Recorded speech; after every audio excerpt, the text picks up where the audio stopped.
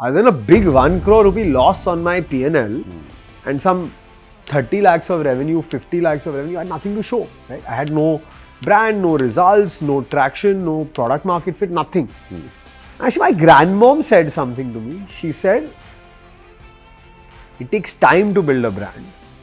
You have good products and you're going every day and doing hard, honest work. You know you're doing hard, honest work. If you're not doing hard, honest work, you have a problem. 3 साल लगते हैं brand बनाने में. लगे रहो. Gujarati she told me, लगे रहो.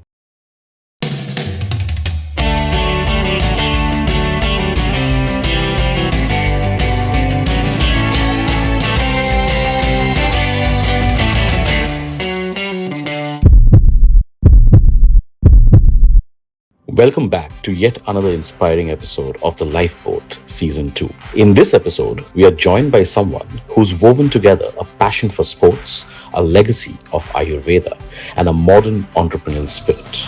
Meet a dear friend of mine, Arjun Vaidya. Arjun की जर्नी सिर्फ ब्रांड बनाने तक सीमित नहीं है.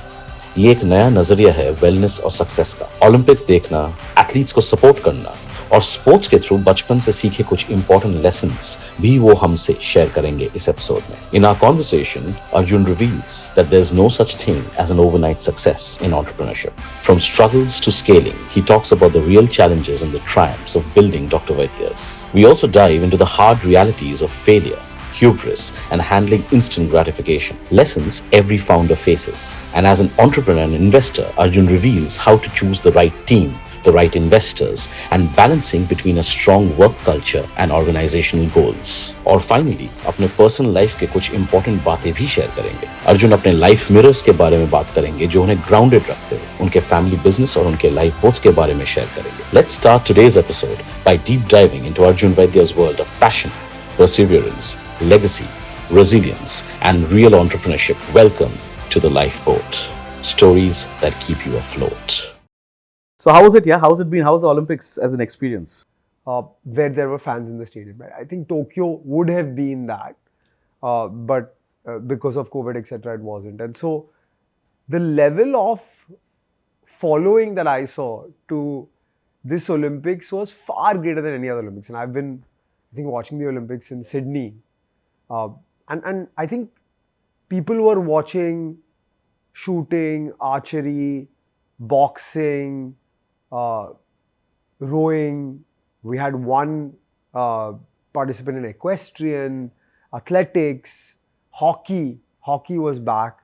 So I think I enjoyed that part of the Olympics, that everybody was together. Like we were in London for a part of the Olympics on a family vacation, and we were in the park, and my brother, my dad, and I were watching Swapnil Kusle, and then in the zoo we were watching the Lakshya Sen game. So I think the whole family got into it and everybody around got into it as well. And then I think it's been a cause that's close to my heart. Amazing experience for me, and it was life-changing. It will be life-changing for any sports fan, etc. Results-wise, honestly, I guess all of us are a little bit disappointed that we didn't do better than Tokyo, and we should have had an upward trajectory. But I think results aside, I think this was the first OTT Olympics in India. Look, I always wanted to compete in sport. Which particular sport? At a serious level. I love cricket, but I grew up with asthma, and so I wasn't allowed to play cricket in the early years of my life. So I went to the cricket ground at age 5, and by age 7, my dada moved me off the cricket ground because, as you know, in Bombay, we don't have grass grounds, we have dust bowls, and that's not good for an asthmatic. So yeah, I was playing squash and golf, but I have a hand-eye coordination problem. So golf, to no chance. At age 5, 7 years old, you can't hit a golf ball. I was playing squash and I played to a decent level, I would say. I competed at nationals and stuff like that. But I was the guy who would get knocked out in the second round, third round of every competition. I'd win 1 match, 2 matches and stuff. And see, with a hand-eye coordination problem as a kid, it's extremely frustrating when I was playing squash since, by the way, I was 7 years old. Very few kids were playing since they were 7. But someone would start when they were 11, 12. I was 5 years into it, and 6 months later they would beat me. And that was a bit frustrating. And so I started hating the sport, honestly, because I was just not doing well and stuff. And so I stopped. I think when I was like 13 years old, I stopped competing, stopped playing tournaments, etc. And then I restarted when I was in college in the US, but on a very casual level. Right? I played the lowest level, intramural squash, etc. All of that, and I enjoyed the sport for the sport. All of us who wanted to compete but never had the talent to compete, eventually later in life you will see all of us becoming the biggest sports fans. So I think I have grown up with all sports. I've grown up loving all sports, and I love cricket. I would say if you ask me my favorite sport to watch, it's cricket. It's my worst sport to play because at this age when we have limited time, cricket is the least efficient in terms of time to calorie or time to work out. No, and time to work out. And then if you're not practicing cricket, our games are usually drop catches and misfields and wides and extras, which is not fun. So I play actually football, squash. Now I've got into paddle and pickleball, and I run the half marathon every year in Bombay. And that's why it's about stories of things that one learns, one deals with, and one culminates into something more successful. You said something very nice, where you said that, aspiring, hoping, and trying to believe that one day you'll be able to do something as a sports person and then realizing that you're actually not there lands you to be one of the greatest sports fans. Yeah. But when you're going into the deep essence of mindset, it's also about recalibrating. What you're talking about in the nuance and for our viewers is a lot about mental recalibration to say, hey, I thought I was damn good. I thought I could have been the next Sachin. I could have been the next Virat, the next Dhoni, but damn, there's a physical problem in terms of the dust and I can't deal with it. I can't tackle it because it's outside my control. I thought I'm going to be damn good at squash, perhaps be amongst the top players in the world. But here is a situation where there are other guys coming in because of the age gap, strength, muscle, etc., beating me. So then the recalibration coming to say, okay, what are the alternatives? What are the other things I can do better? Let's take this mindset across and dwell a bit in terms of the entrepreneurial mindset. You've also gone through an entrepreneurial journey, and now you're also fortunate. And I won't go into the initial part of when you were exposed to the private equity world because that's for a smaller piece of world, right? You're far deeply entrenched into young entrepreneurs now in your current role. So you've seen the journey of an entrepreneur as yourself from building something from scratch with just the blessing of a legacy and exiting to now assisting several young entrepreneurs realizing their dreams by intangible and tangible capital. What is the power of recalibration? How much do you believe that an entrepreneur should understand this essence of recalibration and also understand the limitations to be able to find out the ways to beat those limitations and challenges? What's your take on something like this? Explain to our viewers what calibration for Arjun is. So I'll maybe talk through a few examples to explain this point. I think the first and most important thing you said is mirror. And mirror you mentioned is mindset, right? I think other than mindset, having a real mirror is important. That mirror has to be a person. Now, see, when you do badly, everybody is your mirror, everybody is telling you you're doing badly, etc. All of that. And you have enough people telling you then to help you assess what's going right and wrong, maybe too many opinions as well. When things are going well or seemingly well, that's when you need really a mirror, right? And for me, I had two people in my life who were that mirror and continue to be that mirror. And one is my wife and the other is my dad. And, when initially we had a really tough time building our company and we didn't do well and all of those things, right? And then we seemingly started doing well. We raised money, we got in the news, we started doing well, we started hiring team, moved from 1 office to 2 office, 3 office, 5 office, 7 office, 100 plus people. Everyone's then telling you to go, you're doing really well, right? In all those circumstances, actually, I could step back or step out and have a conversation with my dad or my wife where they would say, hey, XYZ seems to be going well, but ABC is going really badly. I need to see that and accept that. And so all through my journey, actually, not drinking your own Kool-Aid, not getting too excited by the good or not too beaten down by the bad, and just staying at that level where you see what's happening around you has been very important. So sometimes I feel like, see, I think I also built a business pre-startups being sexy. When I started building Dr. Vaidya's in 2017, 2018, we started hitting traction in 2019, 2020. Still, we weren't in the podcast generation, the YouTube generation, the Instagram generation, the every entrepreneur is giving an award every day generation.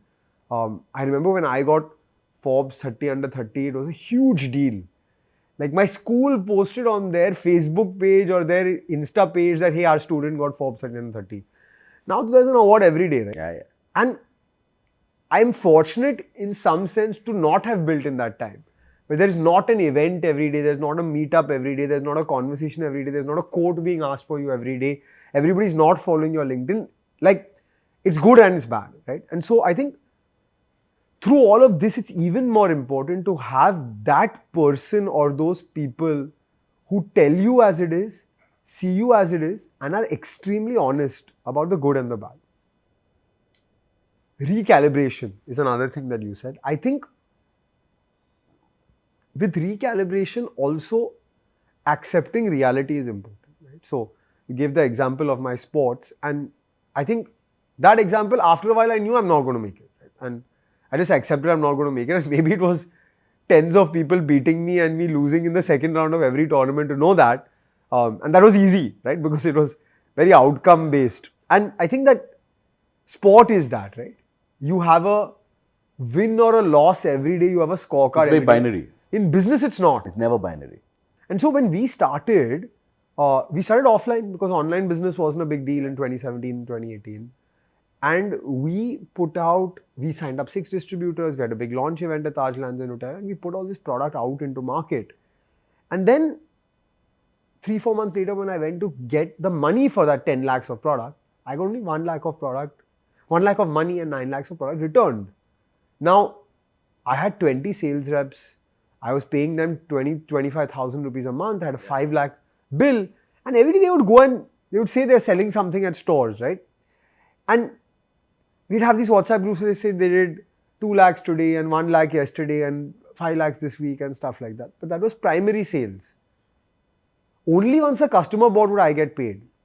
And so, for our viewers who may not know, go a little granular. What is primary sales? I'll go a bit granular, right? If you want. So, I was manufacturing this product, which I was billing to distributors. Though, because I was a small brand, those distributors didn't give sales reps to me. And so, I sent my own sales reps to the retail stores to get the orders and give it to the distributor. Now, that's not business. Business is when that product goes from the distributor to the retailer and then Vinayak goes and buys the product from the retailer. Then I get paid. And Vinayak didn't come to buy my product, clearly. So I didn't get paid. Now, on those WhatsApp groups, every day my sales boys were going to stores and the stores were picking up. There may have been different stores from the previous stores that had the stock. And so, mentally it seemed like something was happening. And I was like, nahi chalega, ho jayega, ho jayega. But at some point when I got that 1 lakh of cash and the 9 lakhs of return from the distributors when I went 4 months later for money, some reality hit and said, hey, I don't have enough firepower in terms of marketing to be able to generate that offtake. I cannot stand up against Dabur, Imami, Patanjali, Baidyanath, Zandu, Himalaya in this market. And I am just not accustomed to doing this business. Meaning I don't know how to do this business. And can Ayurveda brands not be built offline? Of course they can. But could Dr. Vaidya's and Arjun Vaidya behind Dr. Vaidya's build it offline? No, he can't. And so stopping that, without knowing that online was the answer, but stopping that saying, hey, this 5 lakhs a month cost I can't take and this business I can't do today. Is online the answer? Maybe we'll figure it out. But stopping that at that time to at least give online a chance was the most crucial decision I made. So accepting that X is not working, I gave it a shot.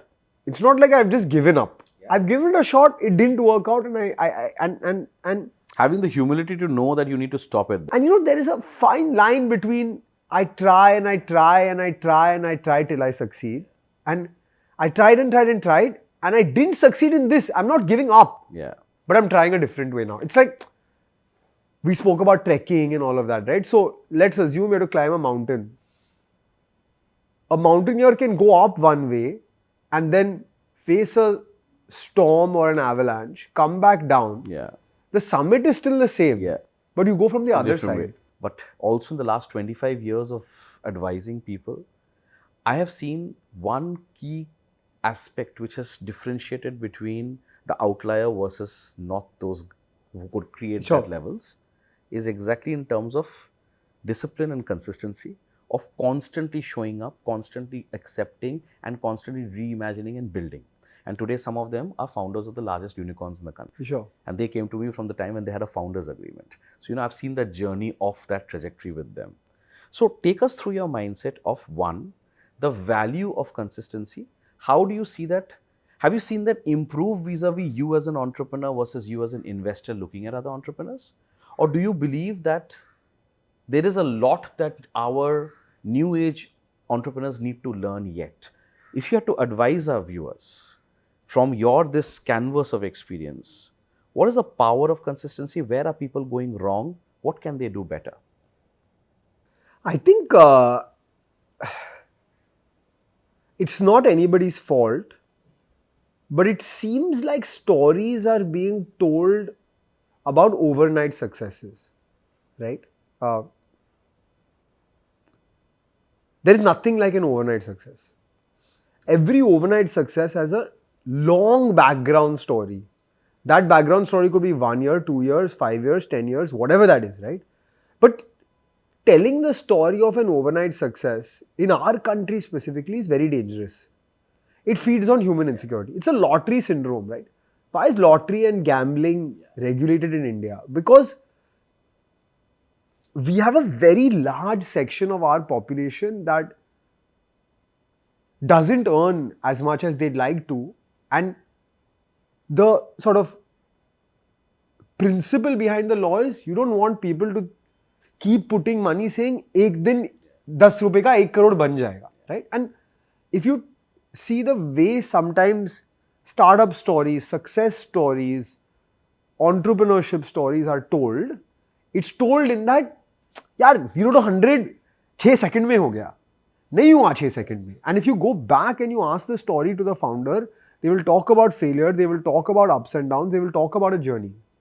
And so I think that giving up too easily or expecting results too fast is a big problem, right? So I had this problem as well. I was a little bit more patient than I see some entrepreneurs today are, but I was still not patient. In that after the first year, I had nothing to show. Other than a big 1 crore rupee loss on my P&L and some 30 lakhs of revenue, 50 lakhs of revenue, I had nothing to show, right? I had no brand, no results, no traction, no product market fit, nothing to show. Actually, my grandmom said something to me. She said, it takes time to build a brand. You have good products and you're going every day and doing hard, honest work. You know you're doing hard, honest work. If you're not doing hard, honest work, you have a problem. It seems like to me you're doing hard, honest work. We used to live together at the time. My dada had passed by this time. So you're doing hard, honest work. Your grandfather is with you. You're taking forward his legacy. 3 साल लगते हैं brand बनाने में. लगे रहो. In Gujarati, she told me, लगे रहो. And I'd keep going back, a tough day, just disappointed, head down. She said, 3 years. I told you 3 years. The 1,000-day test that she also knew. And in 2.5 years, it kicked off. In 2.5 years, it kicked off. See, at least if I talk about brands, you're building something that you're asking someone to change their behavior, right? You're telling them from X, you got to buy Y, and I'm Y and I'm new. It will take time and drilling down for the customer to accept you. And I also think that had success come easily, had success come in the first 3 months, it would have been so dangerous because you don't value it enough. Then you think it's easy, right? It just happens. And hubris builds up. It's a Vinod Kambli story. Yeah, absolutely. Vinod Kambli was so talented. He got so much. Actually, more talented than Sachin at that point. Is what he says, is what Sachin says as well. He was so talented. His test average is still 50. 3 triple centuries at that point of time. And that can get to your head or that can make life seem so easy. Yeah. I was watching a YouTube podcast of a bowler called Nilesh Kulkarni. He's a spinner for India. He got a wicket on his first ball in Test cricket. that is the scariest thing in the world, right? Because then you think that every game you play, you will get a wicket on your first ball, and you're And not also the going to get it. expectation that you built up, right? Because everyone believes that you're going to get a wicket on the first ball. So, I think for me, what I see today is everything's instant. You can get anything. Forget food and grocery. Now, I was going for our offsite, and we needed a Bluetooth speaker, and there was a message on our WhatsApp group at 10:30 p.m. saying, "Anyone have a Bluetooth speaker? Arjun, you have one. Can you bring it for tomorrow?" And my Bluetooth speaker stopped working. On Blinkit, I got a Bluetooth speaker in 15 minutes, right? Quick commerce is a very different game. No, it's amazing from a business standpoint, and we can talk about that as a completely different topic. Yeah. But instant gratification through all of the digital mechanism we have. See, we used to wait growing up that on Sunday night, 9 p.m., this movie will come, I'll watch with my parents.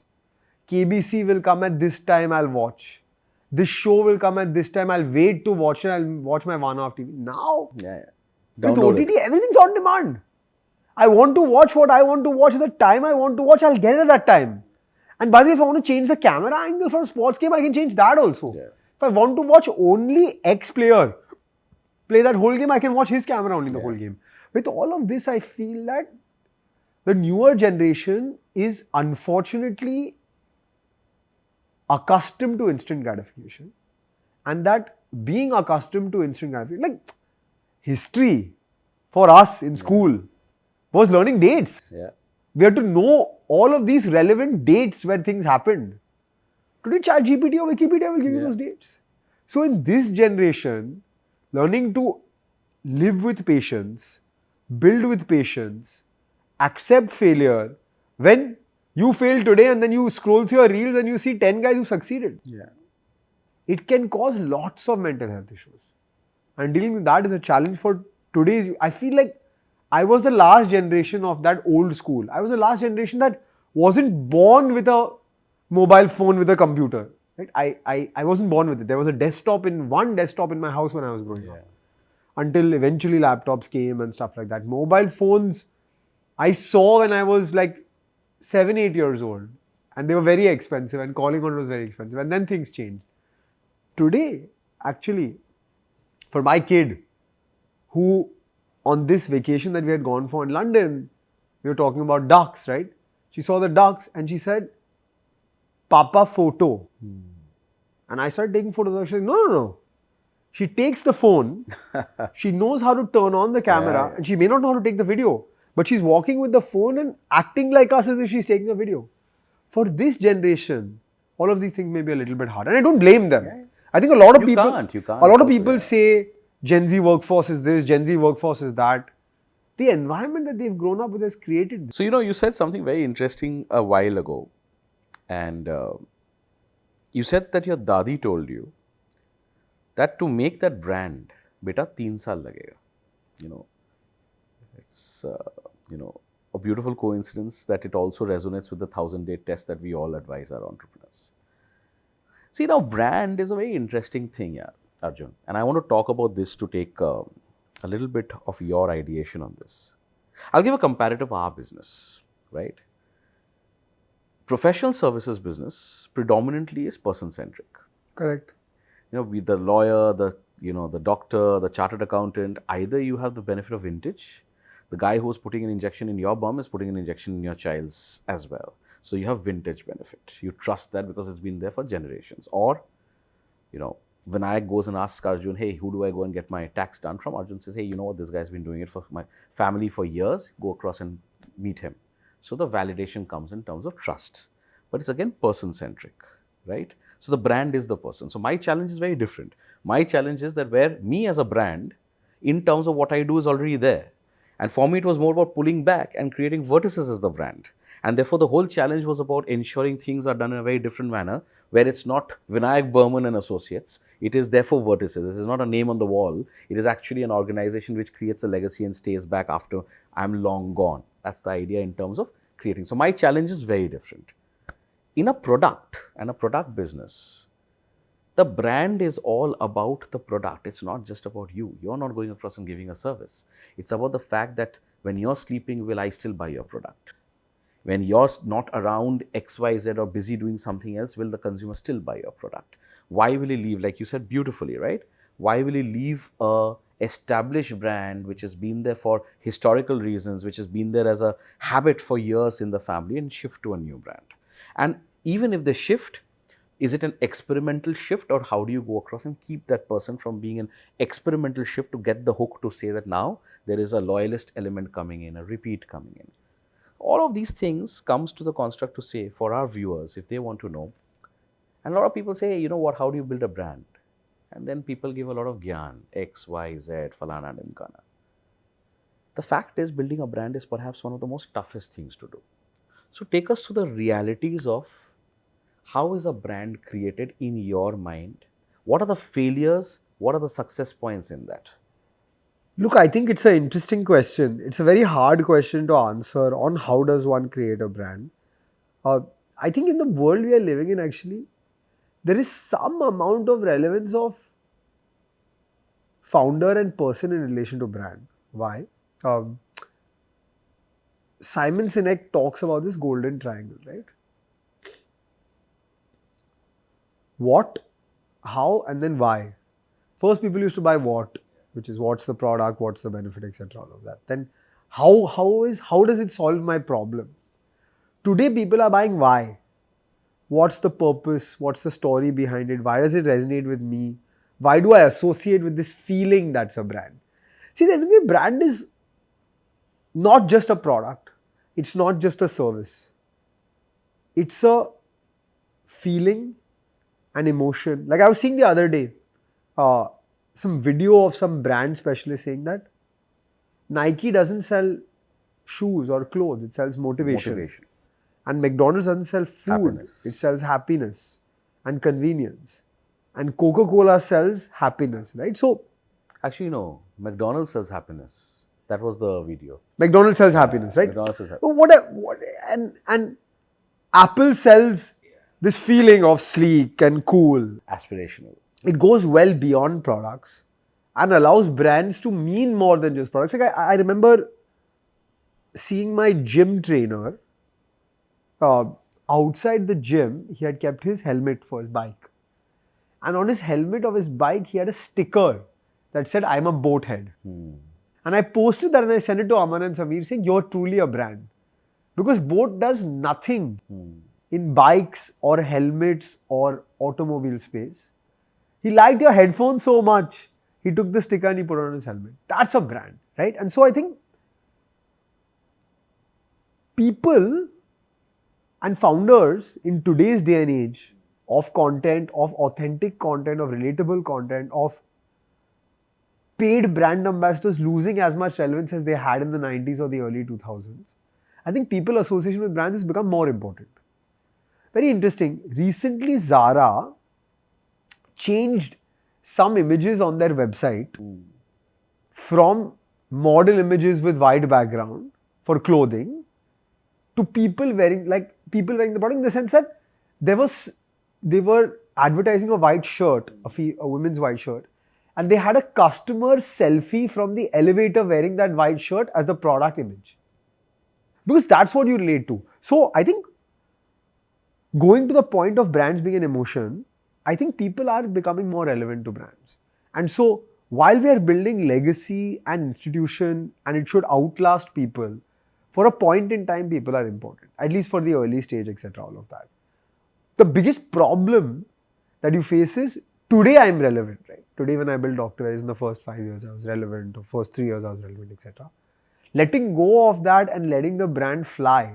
See, to get the brand to fly, you may have to put a lot in. You may have to be there, you may have to sell your face, you may have to sell your story. You would have had the same with Vertices, right? When the early days, VB had to come in. And then now when I work with Vertices, actually VB just has 1-2 conversations with me and then the team takes it forward. So when you let go to let that bird fly, teaching that bird to fly is your responsibility. Getting the bird to fly is your responsibility. Once the bird is flying, letting go is also your responsibility. Like if you buy an Apple product, right?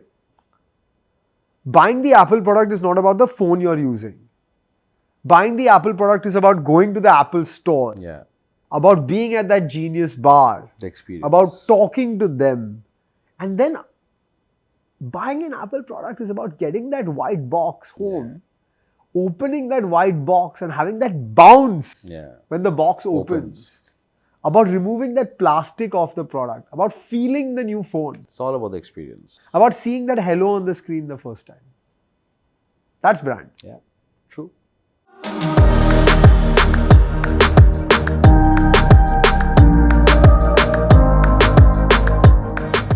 Instant gratification and instant results somehow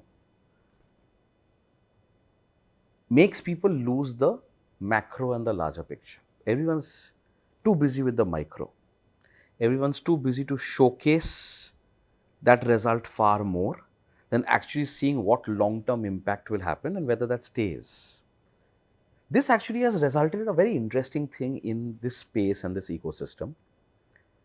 And that is that investments or capital raises are celebrated far more and are those validation tick points in an entrepreneur's life as against an exit. You'll understand this very well now because as an entrepreneur versus as an investor, you know that you're not celebrating when you're investing the money. You will actually celebrate when you get that manifold results of the exit because that means then that bet was correct. That entrepreneur played his part well. The problem with this, and I have seen this happen so many times, because of the easy eyeballs, because of social media being, bloated out the way it is, because of the amount of coverage, the amount of glamour quotient that comes in, I see a lot of young entrepreneurs somehow getting swayed more on the glamour side. This, in a way, Arjun, builds hubris. Hubris is when the whole mindset goes, hum hi hum hai, baki sab mein pani kam hai. And you start walking suddenly 2 feet above the ground. That also impacts the whole functioning of the team. A lot of our viewers will be of that age, Arjun, where they're either building, perhaps they've received the first term sheet, perhaps they've just gone across and raised the first capital, perhaps they're in the conversation to raise that. And that's very exciting, very, very, life-changing an event for them at that point of time. What is your advice for them to say that while all that is great and all the success to them, but that noise around is not true noise? How do you manage hubris? How do you stay humble? How do you stay in a manner grounded? Today, you and I, we know each other for such a while now. We're blessed to also be working together. We all have our own calibers, right? We all have our names in the market. You have yours, I have mine. From day one that we met as grounded, good human beings and we bonded. You've been all over social media now. You're across so many platforms. People are talking so much about what you have built. It's easy for it to come in the head and say, hey, you know what, I don't need to talk to X, Y, Z. How does one manage hubris? How does one stay grounded? And how does one ensure that it does not impact the professional and the personal life? I don't blame people for whose head it gets to, because sometimes it comes really fast, right? So, think about an IPL contract. You're nothing, you're playing domestic cricket. Randomly in an auction, there is a bidding war against you, and from your base price of 20 lakh rupees, you are now worth 2 crore rupees, and you will be starting for an IPL team, and everybody will be watching you, and you will be all over social media, you will be all over OTT, people will be chanting your name in the stadium. That's what started happening in our startup ecosystem since 2021, right? In that period, when you get your first contract, you get your first funding, you're going out to raise your first funding, you get all of these people who have met you for the first time and tell you, I love the idea, it's great, I want to give you some money, I want to do this, I want to do that, right?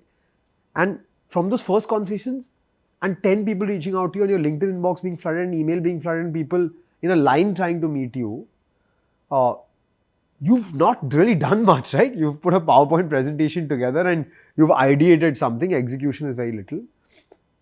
It can be very daunting if you have not seen this before. And you can fall prey to believing that actually it's already a success, right? So I think it's hard to separate, but I think from that, having the right ecosystem of people who have seen it and who also trust you and know you for you is important, right? Because I have seen this, right? From my experience of not doing well, then doing well, etc. All of that. I've seen what's happening. Now I'm a VC, so I've seen how this happens as well. Unless you have people around you who've seen it, I don't blame people for falling prey to it as well. Because it's just how things are. Now, on celebration of capital raise versus exit, unfortunately, actually, it's just a state of maturity of ecosystem. We are still new, right? Like, someone said to me that, we want to create some program for young VCs and we want to do a course for it and stuff like that and help them go from analyst associate to VP. I said, yeah, there are like some 500 analysts in India or less. The ecosystem is only so small and so nascent. I don't think we've had enough exits to celebrate exits. Kitne hue hain? Yeah. It's not yet happened, right? I'm not saying it won't happen. It'll definitely happen. When I exited, people were like still saying, yaar, kyun becha? You needed some money. Did it go badly? Did you give up too fast? Now that conversation has changed. There have been more exits and people are more educated about it. But I think the key for people to understand is, and now as an investor, I run a VC fund, raising money is increasing the speed on the treadmill. You're walking at speed 6.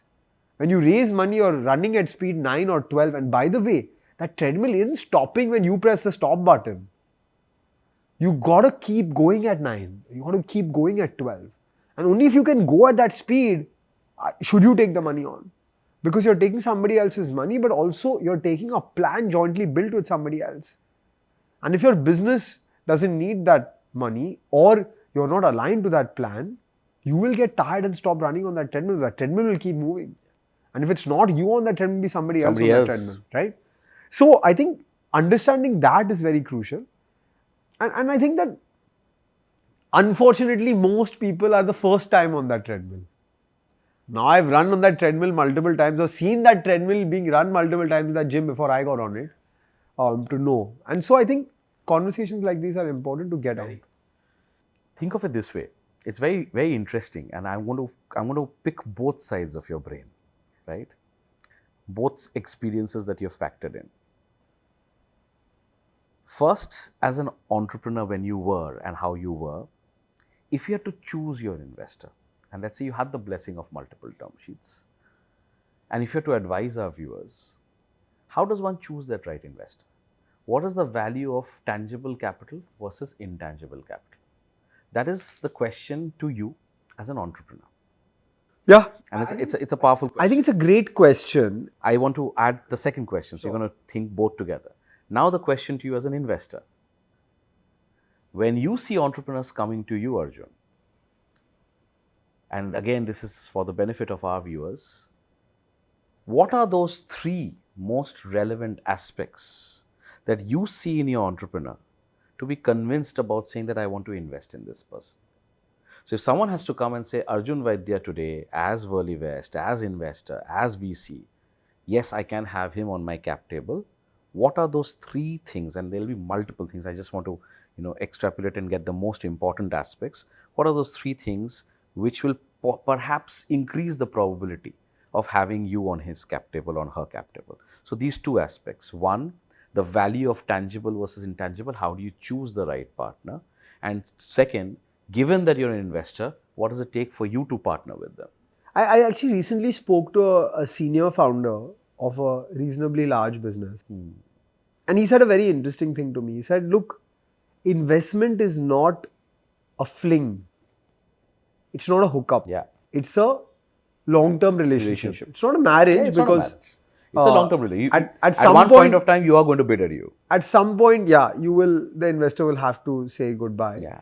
But it's a long-term relationship. Of course. And so, he said a very interesting thing to me. He said, I pick an investor basis the fact that I know that for the next 5 to 7 years, I will have to have breakfast, lunch or dinner with them once a month. can I see that person once a month for the next 5 to 7 years? And can that person see me? And both things are important. Am I able to vibe with that person? Is that person able to vibe with me? See, it seems very intangible and very qualitative what I'm saying.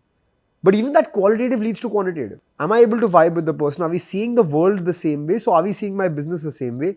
Are we seeing my plan the same way? Will that person react to tough times like I react to tough times? Will that person accept that every day is not hunky-dory? And will we be able to have that tough conversation together while still keeping it civil? I think these are important things to keep in mind. See, sometimes entrepreneurs get lost in the number game until a very late stage and until a specific stage.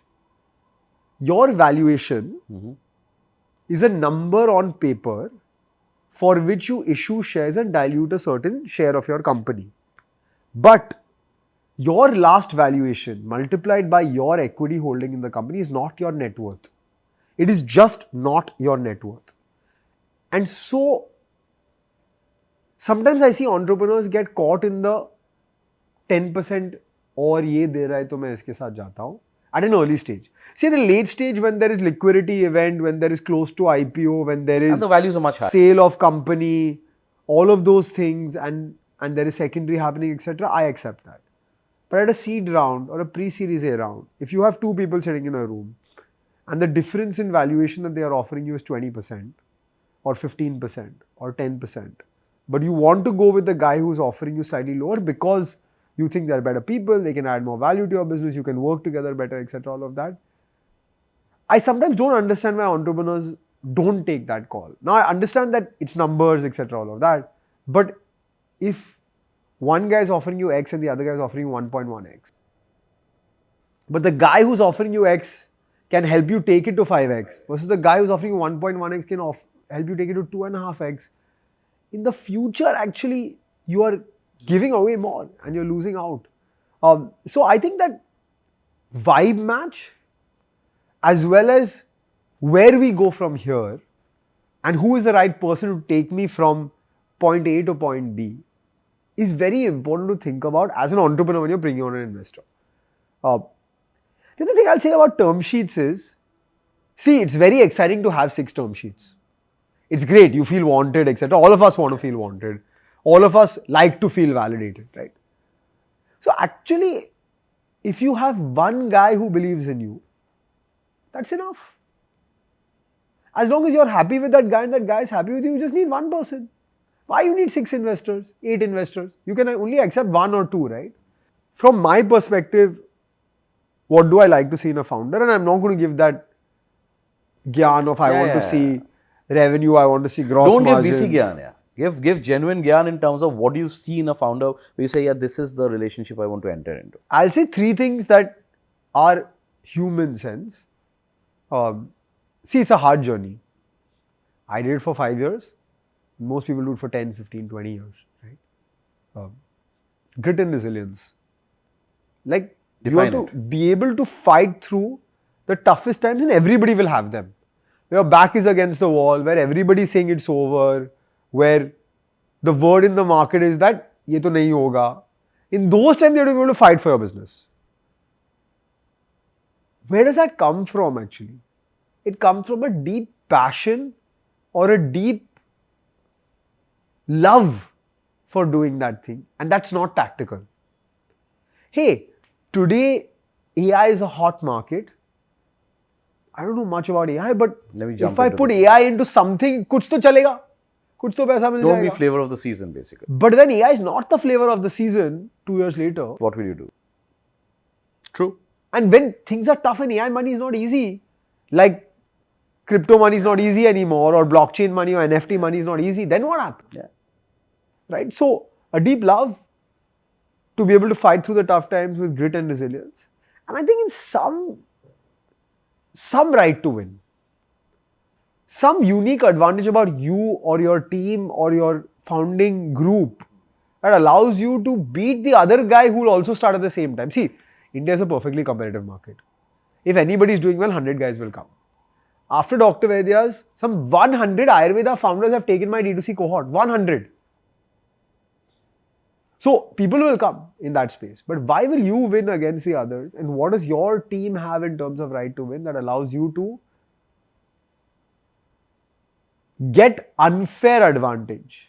Is a few things we look at. So grit, resilience, a deep passion for what you're building, and some amount of unfair advantage or right to win. If you have to outline 3 qualities which you believe are red flags for a hire, irrespective of how beautiful the resume may be, what are those 3 character traits or 3 issues that are red flags and you would advise our viewers to say, irrespective of anything, don't go with that hire? Like, I think not understanding or accepting the organization's culture or state or way of working may be different from the previous organization. Like, I remember interviewing a lot of folks from large FMCG companies, and they were like, if we don't have a 6 crore a year marketing budget or a 10 crore a year marketing budget for one brand, then it can't work. We didn't have that budget, right? So basically, like, I can't give that to you. I mean, it's not there only, right? So I think that was one. The second thing was, or is, not fitting into a team. So while you like the person, they have the skill set, etc., all of that, they also have to work with a group of other people as their micro team. If they don't fit in with that team or want to fit in with that team, it's a disaster, right? Something's got to give. One or the other has to go away, and both can't work together. I think that's the second thing. And the third thing is, see, if you're hiring for a startup, right, at some level, the person will have to give up something. Yeah. It may be some amount of salary, it may be some amount of work-life balance, it may be some amount of like perfection of life that was there in the bigger organization that may not be there for something in the future.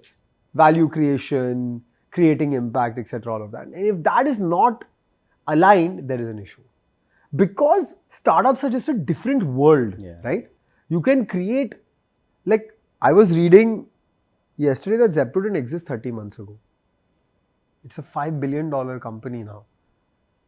But on day one in Zepto, it was not like how it would be in Big Basket on day 10,000, right? Or day 5,000 or something like that. So, accepting that it's going to be different is also crucial. And, you know, it's our job then, like, as you said, today I have the maturity.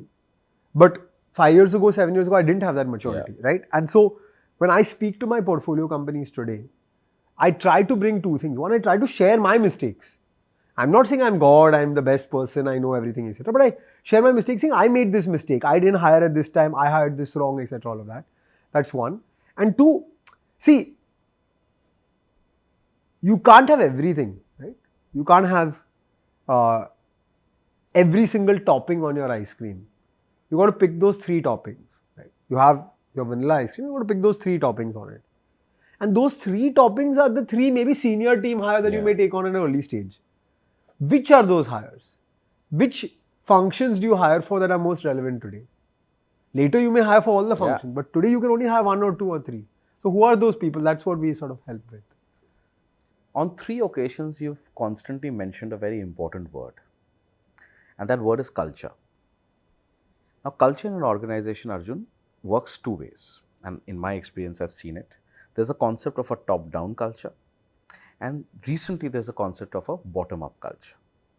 Now, the top-down culture is driven from the founder, from the entrepreneur, the mindset, the fitment, and it trickles down to everyone else. The new age culture, the bottom-up culture, is also about going across and saying that, hey, here are the youngsters in the organization that are driving some thought processes. Are we receptive enough to go across and factor that? Are we open enough to go across and accept and say that here is a change? And therefore, we have that empathy quotient much higher, have that acceptance quotient much higher. A lot of people said, yeah, this is a great thing, we should do that. And then some people also come and say, hey, you know what, there is a little bit of red flag around it. Because even though you show empathy and you accept and you try and factor in, but at that level, when you start giving too much of directive towards it, there is no sense of direction because they are also so young. They are very, very emotional. They are very situation oriented. They are very reactive. So maybe the perfect culture is a culture of a blend. What in your mind, and if you had to advise us, and I keep asking this because I'm keeping on saying this, I love what we are doing today, is because for the viewers, they get 2 perspectives, right? They get your perspective as an entrepreneur, they get your perspective as an investor. Is your perspective of culture as Arjun the entrepreneur and Arjun the investor the same? What would you advise our viewers who are trying to understand culture, build culture in their organization? They may be in the 0 to 1 day right now. They may be in the 1 to 10 day in the right now. But culture is constantly moving. What is your definition of culture from both lenses? What would you advise our viewers? How can they make that the moat? Because I believe culture is the biggest moat. Look, I think it is a moat, and I think eventually it is what will build your word of mouth as an organization and allow you to attract the best talent as well, because talent brings talent. Like, when you start, you have to do it yourself. The founding team has to do it. They have to imbibe it, build in the organization. The proudest moment for me at Dr. Vaidya's, I would say, from a team hiring human resources perspective, was we had a team member who was very, very good resource, came to us straight from his undergrad, did really well with us, and then went for his master's. After his master's, he graduated. He didn't get a job because COVID hit. It was the worst time. I think it was like maybe mid-20 or something like that, like mid-2020. Right? So really hard time to get a job. And so he started a masks business, as a lot of people did at that time. He was doing this cloth masks with cool design and stuff like that. Today we have forgotten those products existed, but there was a time. We were dependent on those. There was a time when those existed, right? So he came to the office with his first mask and he gave it to me, and I noticed one thing on the product. At every single product of Dr. Vaidya's, it said proudly Indian on the front and center of the packaging. It was a very deep part of our company culture. My dream was that I see that product on shelves across the globe. And I wear this band with the Indian flag on my hand. I've been wearing it for 13 years. So it was a deep part of me as well. And I tried to imbibe it in the organization. On those masks, he put proudly Indian. It was 1.5 to 2 years after he had left the organization. He didn't have to put proudly Indian on those masks. It was not technically a very Indian product. But he said, I loved that part of Dr. Vaidya's and I took it along with me. I think that's sort of like real definition of building a culture that stays past the organization. You talk about PayPal mafia and Flipkart mafia and all of that, right? They create entrepreneurs and they create that feeling and that emotion. That was a proud moment for me. And so listening is very crucial. Having said that, you got to accept only some of the feedback, right? Like, there is some stuff that can be implemented and some stuff that cannot be implemented, which is, let's say someone comes and says, there are lots of holidays on Thursday this year. Let's ensure we give Friday off also every time so that you create 4 more long weekends in the year. Now, that's a good idea, but it's not implementable for me, right? It's just not possible for me. But then there are some people who used to come and say, hey, we don't do enough out of office activities. And so I instituted once a month cricket. We'll go somewhere near the office and we'll all go play cricket. Whoever wants to play, whoever doesn't want to play, watches, enjoys, becomes a part of the vibe, and that's how the team bonds. Right? And by the way, I found out a lot of things about my team that I didn't know. And it actually comes out in these kind of things only. So I think it has to be both way communication. Managers have to accept feedback as well, but everything cannot be implemented. And establishing that balance to create a strong quality work environment which has people motivated, but still the core of achievement of the organization is at its essence, right? Because you can make the most fun place to work and everybody can have a good time, like do nothing, right? I may sound controversial, but I'll say that in 2015 or 16, one of my friends was working at WeWork, and this was the crazy Adam Newman times when WeWork was a cult, and so he was a friend from college. He started believing WeWork is the best organization in the world. So I went to visit him because I wanted to make a co-working space at that time. We had an extra office in Lower Parel that my dad had stopped using. It was 3,000 square feet. So I said, I want to make it, and I want to see what WeWork is, because WeWork had not really come to India at that time as well. And I went to the galactic headquarters of WeWork, that's what they used to call it. And I went to the lobby floor, he met me on the lobby floor, and there was a party going on.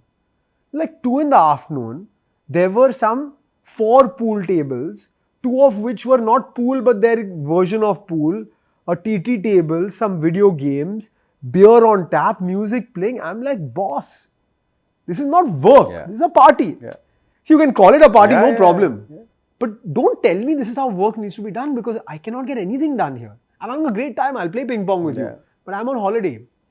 And so I think that balance of core of achievement while still making it a motivated, excited environment for the team member to come to work, that's the balance of culture. And it's powerful. Yeah. Today, a lot of our viewers will have this in their mind to say, if I have to choose a co-founder, Arjun, how do I choose? What are those aspects of saying that, yes, I need to do this with a co-founder, or hey, you know what, I'm okay to do this alone. Third level, which is what is yours. Hey, I can do this with a co-founder, but hold on, that co-founder is also my partner in life. So there are three dimensions, right? There is an essence of that fear of saying, will I be able to share it with someone? Should I do it alone? It's already so goddamn lonely. It's a very, very lonely journey. And the third saying, hey, you know what? A spouse is my co-founder. What if the same problems at work come back at home? What are the aspects around choosing a co-founder? How does one deal with this? It's a very interesting and nuanced question. See, on the solopreneur part, honestly, I found it very hard. Some people can crack it and they build the strong N-1 team, and that team helps them. And instead of one co-founder, they may have 3 N-1 people who replace the co-founder, etc. And it is successful in a lot of cases, right? But it's harder than doing it with a co-founder. It's very hard to pick a co-founder. And I'm very clear about this. You cannot speed date people. Because honeymoon period lasts, everything's happy, hunky-dory. When tough times come, I'm seeing a lot of dead equity on startup cap tables. People who have come together when the market was good and raised $2-3 million but didn't know each other. One guy did X, the other guy did Y, and they believed that X plus Y was greater than X and Y individually. Sum of parts was greater than the whole, came together, and then things got tough. They didn't get along, one person left. And this dead equity sitting 10-15% dead equity on a capital, it's disaster. Yeah, it's you can't generate a secondary outcome at that point. It's very complex, right? So you can't speed date co-founders. Pick people you know from your work life, people you know from your school life, your college life, people you have a relationship with. They may not be your best friend. It's hard to work with your best friend also. But someone who you know well enough that if shit hits the fan, then that person should be able to react in a way that you can understand. It's like when I see these relationships that don't work, I ask some of the people, why didn't it work? And they're like, boss, when money wasn't available, the person changed, right? And we didn't know that. On spousal co-founder, honestly, I'm very biased.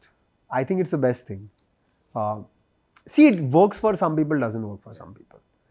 For the people it works for, it works outstandingly well. For the people it doesn't work for, it's like the worst thing to happen.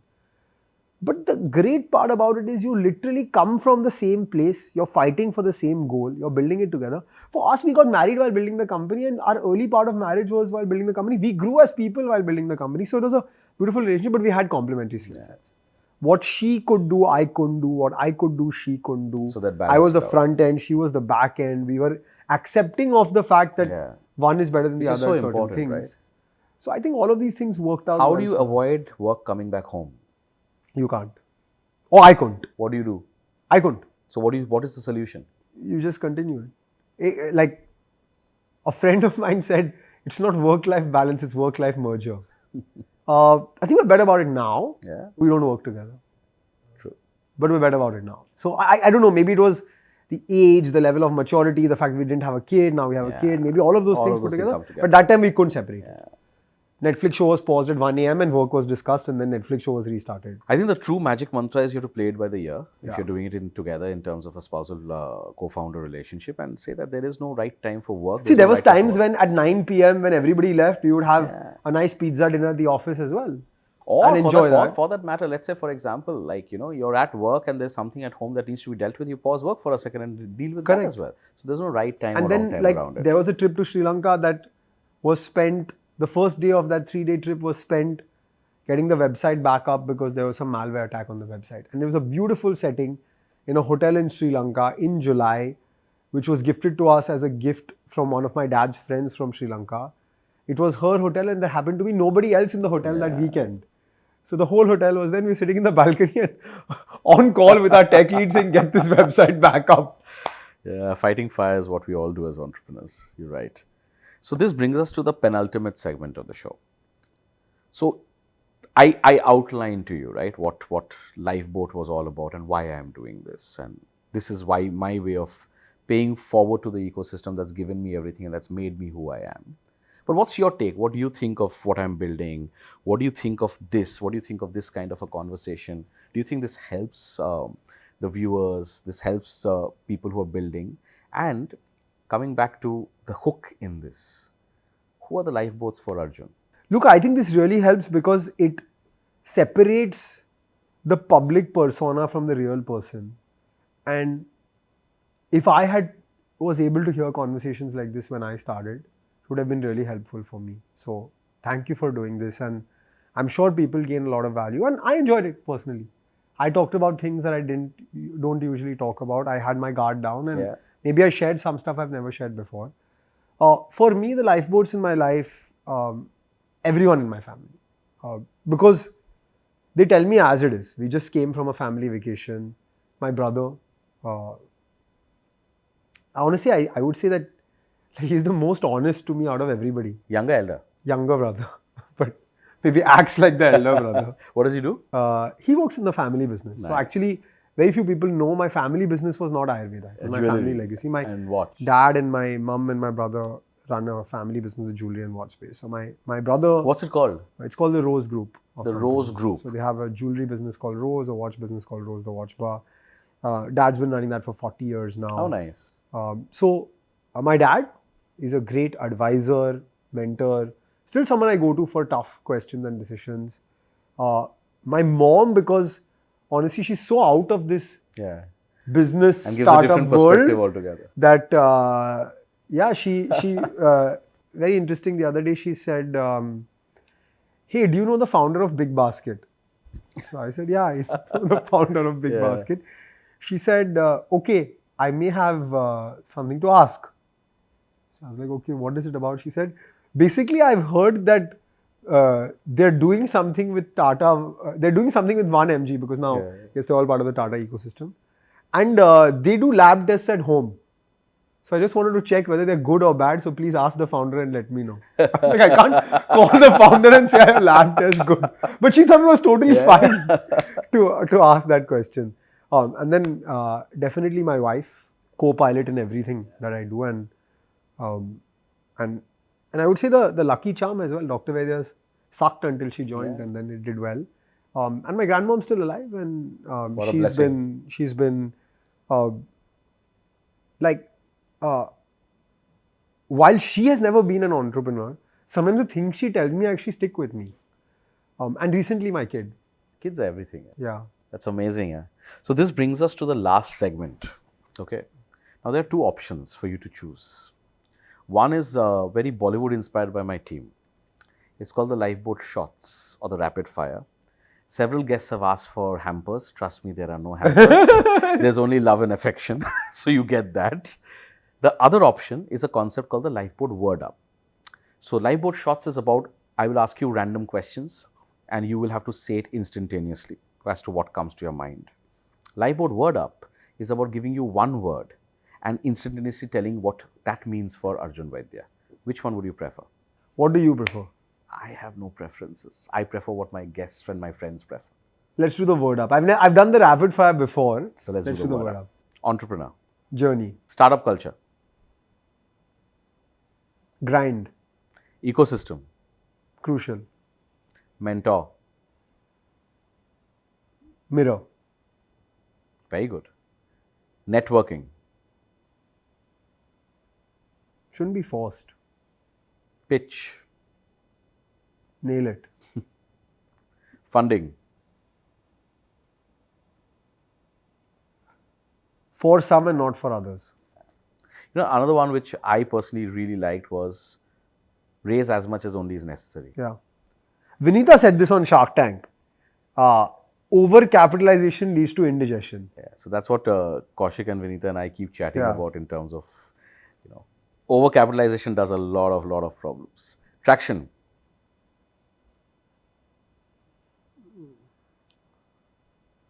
Sales solves everything.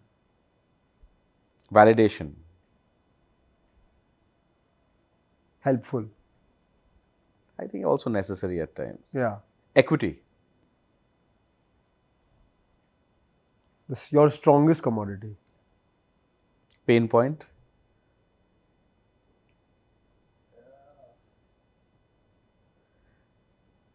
Can't live with, can't live without. Freemium? It's free only. Market? Perfectly competitive. Scale? Comes with patience. Lovely. You know, and that brings us to the end of the word up, but I want to leave you with this thought. You can take the entrepreneurship out of an entrepreneur, but you can't take entrepreneurism Yeah. outside the entrepreneur. Every single answer that you gave on this was Arjun Vaidya the entrepreneur and not Arjun Vaidya the investor. I don't know whether you realized it, but subconsciously, every aspect of this was from the hat of an entrepreneur. Once you go through that, it never leaves you. So that brings us, my friend, to the end of this. It's been a pleasure and amazing conversation, and thank you for doing this. Thank you. Thank you for hosting me in your house. Wonderful. It's been lovely. We had some interruptions along the way, but I guess that's part of the fun. But that's the best part of having an anti-set podcast, right? You make it natural, you make it real. But there's this other bit which we do as a custom. So there's this very interesting thing which we are going to go across, and I think my team is telling me that it's behind me. There it is. So this is a memorabilia. Okay. So you will write something for me which I will go into the lifeboat cupboard, and I will write something for you which will stay as your memento, and then the team clicks a lovely Polaroid shot of us. Done. And Let's that do it. stays. Here's the pen.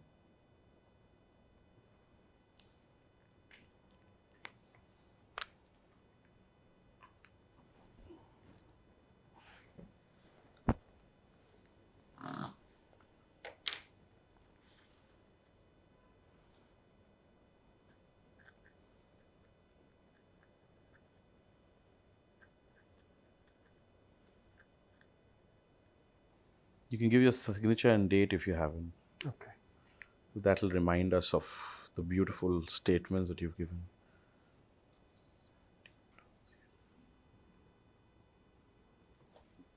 All right, my friend. This is for you. Thank you for being a Thank you so lifeboat to much. so many people in this ecosystem. This is for you. Yeah, every lawyer should be like you. No, man. Then my, entry-level barrier just goes down. But yeah, this is fun. This is fun. And I keep calling myself, I'm the accidental lawyer. It's true though. What a pleasure, Pleasure. man. Thank you What so a much. pleasure. Thank you. Thank you. Thank you. Appreciate it.